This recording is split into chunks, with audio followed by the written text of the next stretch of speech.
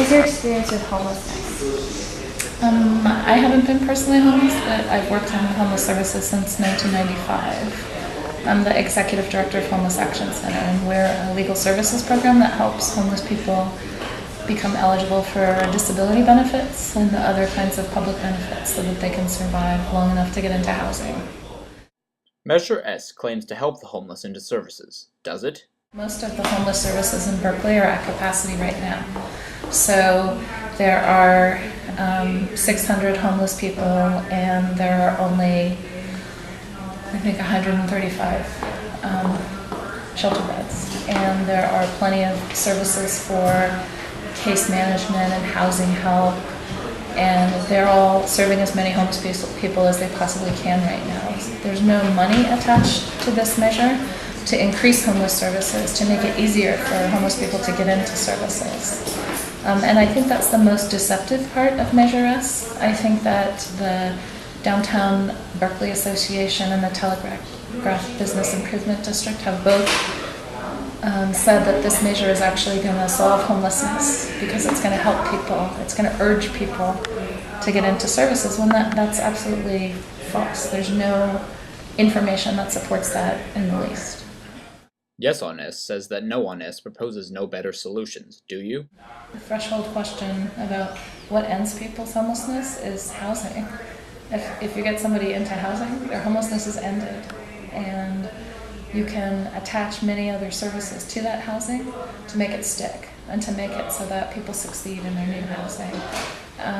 There's not a youth shelter during the summer months, so from April to November, there is no youth shelter. So people from 18 to 24 either have to compete for the scarce beds in the grown-up shelter or they stay on the streets. Funding a year-round youth shelter would be a big step in getting homeless youth into services and off the streets. There's no daytime drop-in center for youth in Berkeley. There used to be, and there is not now. And that would be a great improvement that we could make, and a great connection we could make with homeless youth to get them into services and to help them get on the path to housing if that's something that they're interested in doing. But right now we offer them nothing, and we're surprised that they don't automatically get into housing that they can't afford and don't know how to get into. We have lots and lots of solutions. And criminalizing homeless people, giving them tickets for being in public space, is not a solution at all, and not something that would ever get us any closer to housing anybody. So I don't know why they say we don't have solutions. We have plenty of solutions. Let's sit down and come up with a plan that we can all agree on. Let's use the money that's now being spent to vilify and criminalize homeless people on pathways to housing. In other jurisdictions, like in Los Angeles County, the Chamber of Commerce is a contributor to housing for chronically homeless people in LA County. Here, the Chamber of Commerce is a contributor to criminalizing homeless people. That's a huge difference. We need to restart this conversation at a place where we all agree that what we want to do is end homelessness. And we haven't done that yet. Is a human rights framework applicable in the No on S campaign? There is no housing for 600 or more homeless people in the city of Berkeley, when some people view housing as a human right. Access to bathrooms as a human right, all kinds of things as human rights. Berkeley isn't really living up to its human rights potential in the way that it treats homeless people.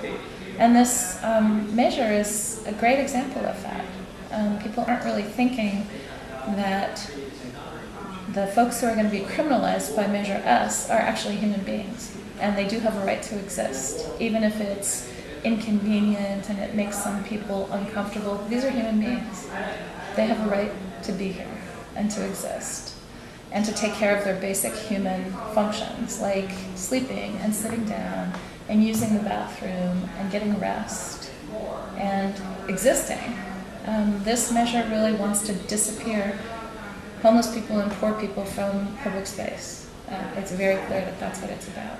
And they've lied to merchants in the sense that they've told merchants, gee, if we disappear these homeless people by giving them tickets for sitting on the sidewalk, all of your businesses are going to get better.